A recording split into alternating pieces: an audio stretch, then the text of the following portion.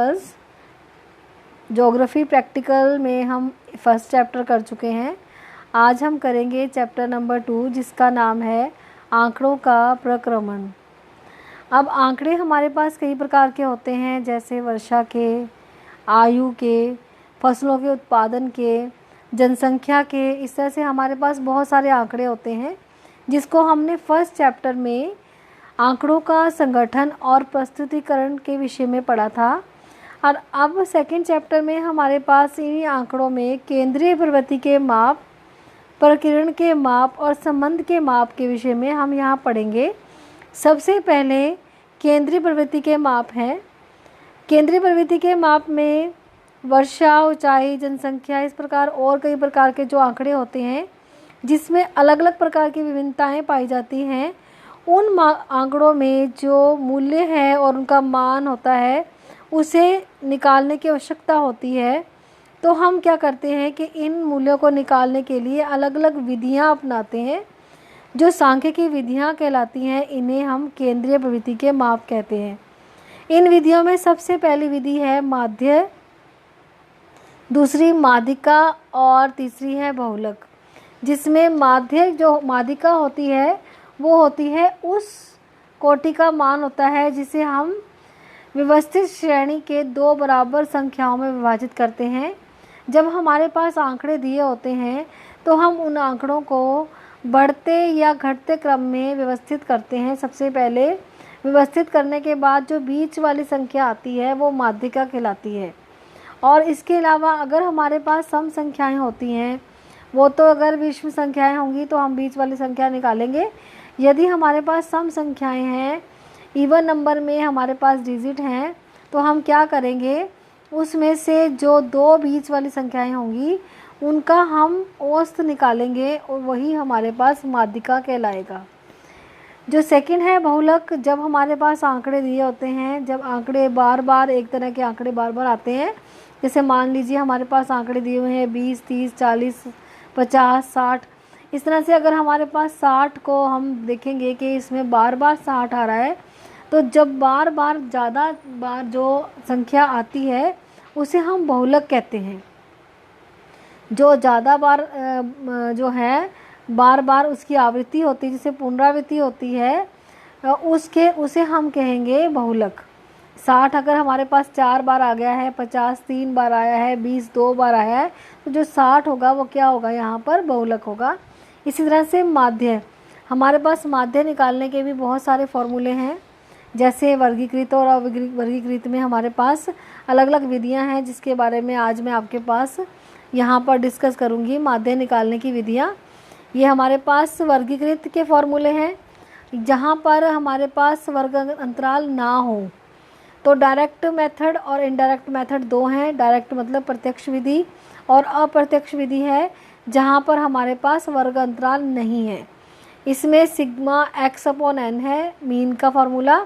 Indirect में a plus sigma d upon n है, जिसको आपको a यहाँ पर काल्पित माध्य है जिसकी हमने कल्पना की है। हमारे पास जो आंकड़े दिए हैं उनमें से हमने a को अपना माध्य माना है, तो a उसको कहेंगे। इस तरह से हमारे पास विद क्लास इंटरवल, जब हमारे पास वर्ग अंतराल दिया हुआ है तो उसके अलग अलग दो विधियां हैं, डायरेक्ट और इनडायरेक्ट विधि, जिसके बारे में आज मैं आपके पास यहाँ आंकड़े के साथ समझाने वाली हूँ।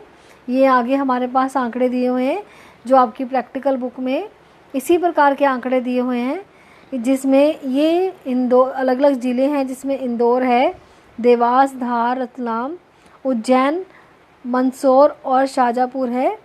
ये अलग अलग ज़िले हैं जिनके वर्षा के आंकड़े हमारे पास यहाँ दिए हुए हैं। सामान्य वर्षा मिलीमीटर में यहाँ पर दी हुई है। सबसे पहले हम इन आंकड़े जो भी हमारे पास दिए होते हैं इनको हम असेंडिंग या डिसेंडिंग ऑर्डर में इसे अरेंज करेंगे, बढ़ते या घटते क्रम में। यहाँ पर मैंने आंकड़ों को बढ़ते क्रम में सेट करा है, देखिए, और उनके साथ उनके ज़िलों के नाम लिखे हैं। जैसे पहले 825, फिर 838, इस तरह से ये बढ़ते क्रम में हमने इनको सेट कर लिया है। और फिर उसके बाद डायरेक्ट विधि में क्या करना है, हमें इनका टोटल निकालना है, जिसे हमें यहाँ पर सिग्मा x माना है। टोटल करके उसके बाद जितनी संख्याएं हमारे पास दी हुई हैं, यहाँ पर 7 संख्याएं दी हैं, तो हम इसे 7 से डिवाइड करेंगे। टोटल निकाला और निकालने के बाद 7 से इसे भाग कर दिया, डिवाइड कर दिया। जो आंसर हमारे पास आएगा वो हमें यहाँ पर माध्य कहलाएगा। प्रत्यक्ष विधि से माध्य निकालने का, जहाँ पर वर्ग अंतराल ना हो, अवर्गीकृत आंकड़ों के लिए डायरेक्ट मेथड ये वाला होता है, जिसमें सिग्मा x अपॉन n है। सिग्मा x क्या है? सभी आंकड़ों का टोटल। और इनडायरेक्ट विधि में क्या करना है?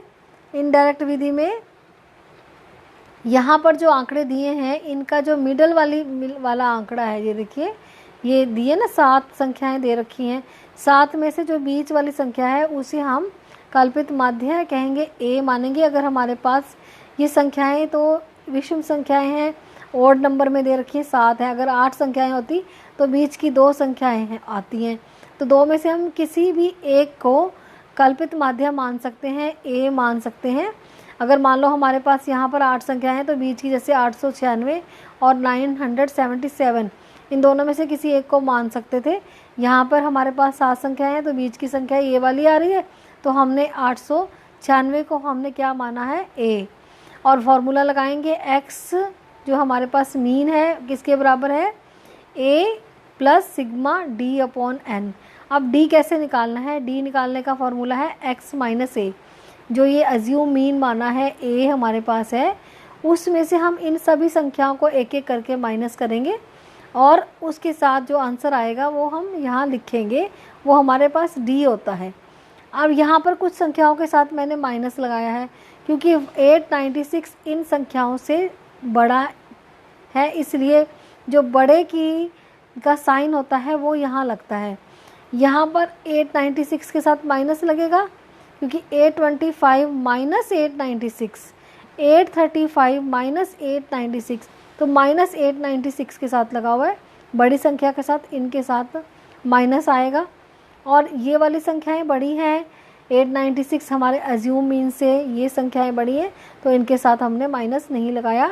81, 83, 187 ऐसे ही लिखा है। और इन दोनों संख्याओं को, माइनस वाली और प्लस वाली संख्याओं को अलग अलग हम प्लस करेंगे। पहले इनको प्लस करेंगे, ये हमारे पास माइनस 139 आंसर आया। जो हमारे पास प्लस वाली संख्याएं हैं, इसका आंसर आएगा 351। फिर एक के साथ माइनस का साइन है, एक के साथ प्लस का साइन है, हम इन्हें प्लस नहीं करेंगे, माइनस करेंगे। अब यहाँ पर बड़े का साइन आएगा, देखिए, इसीलिए तो हमने माइनस नहीं लगाया है, क्योंकि 351 में से माइनस 139 किया, हमारे पास आंसर क्या आया है? 212। अज्यूमिन क्या आया है? यहाँ पर 896, a की वैल्यू हम पुट करेंगे यहाँ पर 896 प्लस सिग्मा d 212 आंसर आया हमारे पास। और 7 संख्याएं हैं, तो n की वैल्यू कितनी है? यहाँ पर 7। अब इन्हें जब हम डिवाइड करके 212 को 7 से डिवाइड करेंगे और इसमें प्लस करेंगे, प्लस करके हमारे पास ये आंसर आ गया। तो ये हमारे पास अज्यूम मीन के साथ, इनडायरेक्ट विधि के साथ आंसर और डायरेक्ट विधि के साथ, दोनों में आंसर जो है बराबर है मीन निकालने का, क्योंकि आंकड़े सेम है। चाहे हम डायरेक्ट विधि से निकालें चाहे इनडायरेक्ट से निकालें, दोनों के साथ अगर तो आपसे पूछा जाता है कि आप मीन निकालें, तो आप दोनों में से किसी भी एक विधि का यूज़ कर सकते हैं। यदि आपसे कहें कि प्रत्यक्ष विधि से निकालें तो डायरेक्ट मेथड यूज़ करना होगा, अप्रत्यक्ष विधि से निकालें तो इनडायरेक्ट मेथड यूज़ करना होगा। इसलिए आपको दोनों मेथड्स आने चाहिए। इनके फॉर्मूलेज भी आपसे वाइवा में सुने जा सकते हैं, तो आपको दोनों ही ध्यान से याद करने होंगे। और ये जो मीन निकालने की विधियां हैं और ये आंकड़े हैं, ये आप वाइट पेज के ऊपर काम करेंगे, और जितनी परिभाषाएं हैं और लेसन की इंट्रोडक्शन है वो आप करेंगे। लेसन नंबर डाल के उसकी इंट्रोडक्शन, परिचय, और फिर उसके बाद तीनों परिभाषाएं, माध्य की, माध्यिका और बहुलक की परिभाषा आप लाइन वाले पेज के ऊपर करेंगे। और प्लेन पेज जो आपका वाइट पेज है उसके ऊपर माध्य निकालना, उसके फॉर्मूले के साथ डायरेक्ट विधि और इनडायरेक्ट विधि के साथ ऊपर आप लिखेंगे कि विदाउट क्लास इंटरवल, यानी अवर्गीकृत संख्याओं के का माध्य निकालना। कुछ भी आप हिंदी में भी लिख सकते हैं कि अवर्गीकृत संख्याओं का माध्य कैसे निकालेंगे। लिखाई को साफ रखेंगे अपनी राइटिंग को, और इस तरह से टेबल बनाकर दोनों विधियों को आप वाइट पेज के ऊपर दिखाएंगे। इसके लिए आपको 2 पेजों की आवश्यकता हो सकती है, तो 2 पेजों के ऊपर इसको करेंगे। इस तरह से आप ये फाइल वर्क है आपका, इसे कंप्लीट करेंगे। Thank you.